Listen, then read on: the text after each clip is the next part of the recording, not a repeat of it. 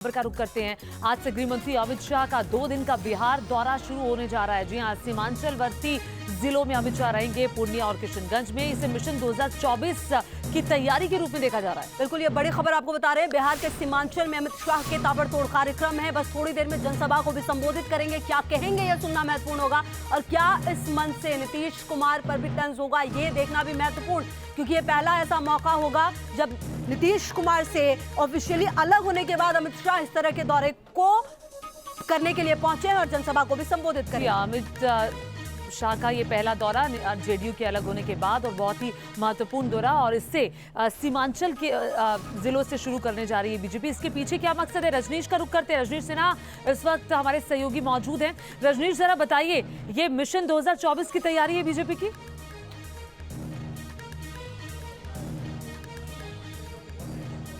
बिल्कुल, देखिए, इसमें कोई दो मत नहीं कि जिस तरीके से नीतीश कुमार से अलग होने के बाद बीजेपी अब बिहार में अपनी नई जमीन तलाश रही है। खास करके सीमांचल के इलाकों में इनकी पैठ रही नहीं है और बीजेपी चाहती है वहां पर नई लकीर खींची जाए, और इसलिए अमित शाह ने यह तय किया है कि सीमांचल से ही वो मिशन बिहार की शुरुआत करेंगे।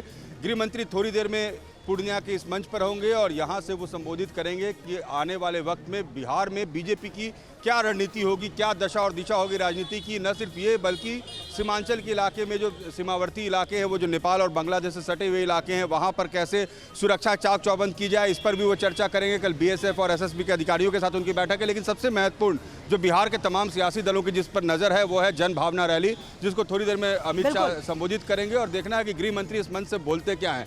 बीजेपी के नेताओं को भी इस बात का इंतजार है कि उनके जो कप्तान है वो किस तरीके का निर्देश उन्हें देते हैं। जी बिल्कुल, चलिए, क्या कहेंगे ये सुनना बेहद महत्वपूर्ण है। लगातार नजर रहेगी और देखेंगे हम कि क्या कुछ होता है। अच्छा रजनीश, ये भी बताइए, जिस तरीके से अमित शाह यहाँ पर पहुंचे हैं, बात अगर बिहार की जाए, हालांकि चुनाव में थोड़ा वक्त जरूर है बिहार में, लेकिन 2024 के लिए 40 सीटों में 35 का लक्ष्य अपने लिए बनाया है बीजेपी ने। यहाँ पर कैसे सदेगा, और आखिरकार किशनगंज ही क्यों?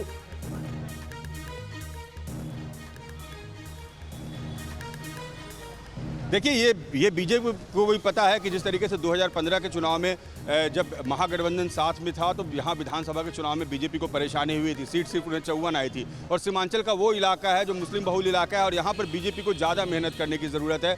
यहाँ जो विधानसभा और लोकसभा की सीटें हैं, वहाँ ज़्यादा मेहनत करने की ज़रूरत है, और इसलिए शायद गृह मंत्री ने उस इलाके को चुना है ताकि लोगों को आश्वस्त कर सके कि उस इलाके के लिए वो क्या कर रहे हैं, सीमांचल को लेकर कितने ज़्यादा संवेदनशील है बीजेपी, और आने वाले वक्त में सीमांचल को वो क्या कुछ दे सकेंगे।